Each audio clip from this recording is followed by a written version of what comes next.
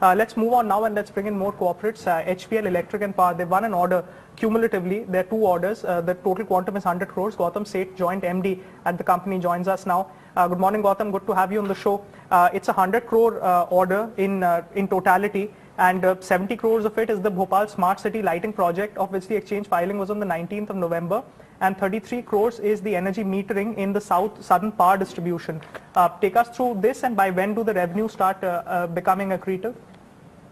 Yeah, this order from Bhopal Smart City Lighting is a very unique one because for the first time in India, in fact, this is the first Smart City lighting order which has been finalized, and the order value is of 70 crores.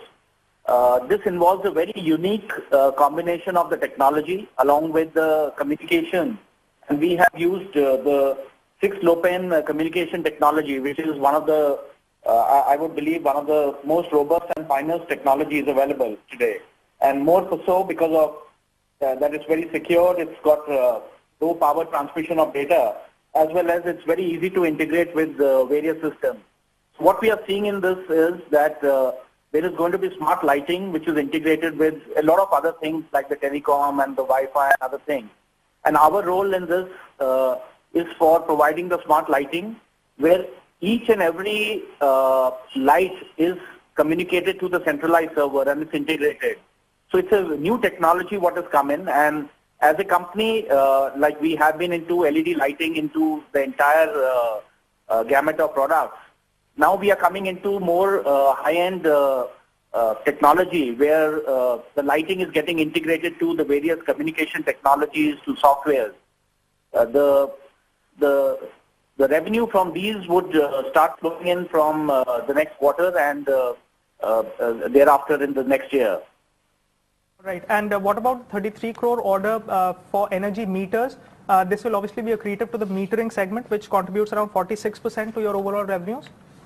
Yes, that's right, because as you will recall, in the first half, we have not seen many tenders coming out. And what is encouraging for the entire industry is that since the last 2 months, we are seeing more and more tenders coming out. And the one which last got finalized was of Gujarat utility, where we got, HPL Electric got 62 crores of order. And this one is of 33 crores, again from a southern utility. So the positive point is that the industry is seeing more tenders coming out, and so that would help us as a company where largely our revenues are from the metering segment. It's the Gujarat Urja Vikas order that you're talking about, right? Yeah, this was from the Gujarat Discom. Yeah. Right. So you've mentioned that it's an order book. I mean, the order book is of 365 crores right now, the total order book, right? Yes, this was sometimes a month back, but out of these, of course, we have many orders which are under the execution stage or are being executed, and fresh orders coming in. So roughly, I would say, if you look at the order book, it is still very robust, and the way the company is now focusing on its performances, we do expect a good revenue coming in the next quarters. Right. So now the order book is at 365 plus 100.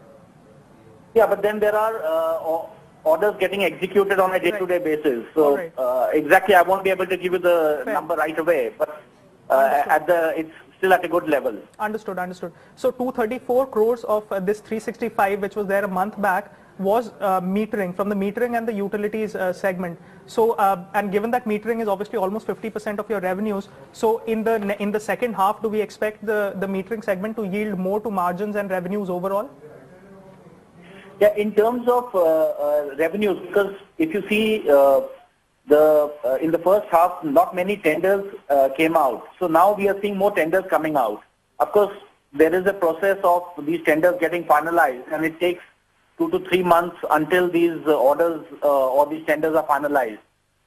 We do have a strong order book, which would anyway help us to see the revenues in the H2. But as more and more tenders coming out, more and more tenders come out, we see a much more positive orders, and then which would help us in the next year. All right. Let's speak about your debt then. Last time we spoke to you, I think it was before listing. So your debt was, the short term was for 466 and the long term was 160. There was a release which said that you've reduced your debt to 320 crores. Is it 320 or by 320? We have reduced our debt by 320 crores as 160. There was a release which said that you've reduced your debt to 320 crores. Is it 320 or by 320? We have reduced our debt by 320 crores as was committed in the IPO, and our entire long-term debt has been paid, and the balance has been paid on the short term.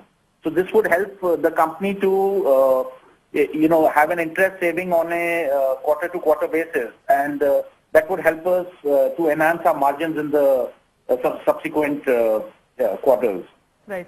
Also, if you see, we've got our rating from Fitch has been enhanced, where our rating is now at A1 rating on the short term and A rating on the long term. Yes. So that again helps us to reduce the interest cost on our residual debt. Yes. So given that your long-term debt was 160 and you managed to raise 320 crores, so 160 of the long-term debt is gone. The residual is 160. So if you reduce that from the 466, your short-term is still at close to 300 crores? Yes, that's right. Okay. So and we are also, if you recall, we have been working on bringing in a better efficiency on our working capital. So we have already introduced channel financing for our dealers and distributors. And this, as more and more dealers are signing up, would again help us to have a better, efficient working capital. And again, we hope to release a substantial amount from our working capital and reduce our short-term debt as well. Right, that's exactly what I wanted to ask you next, Gautam, because the last time we spoke, one of the grouse that investors had was that there's a gross mismatch between your days receivables and days payables, because of which the working capital remains strained. So you had said that you will resort to channel financing and try to ease that a bit. So can I have numbers from you in terms of what the DSO and the days payables is at this point? Has the mismatch been reduced to some extent? Yeah, because, up to last month, we had over 50 dealers signing in for the channel financing. Now, how the process is that, we already have more and more dealers today signing up, and but the impact would be seen only in the Q4 because, there is a credit of 60 days and subsequent. So, as more and more dealers sign up, the visual impact would be seen somewhere in the fourth quarter. And as a company, we are very much committed to bringing down our receivable days from the trade segment. Okay. All right, Gautam, we'll leave it at that. But thank you so much for taking us through your order book, how the working capital situation is improving post the IPO, and the good traction in terms of order accretion that the company is seeing. That's HPL Electric and Power. The stock is mildly higher, 0.7% in trade today. 102 is where the price level is. All right, let's focus on another counter, Deep Industries.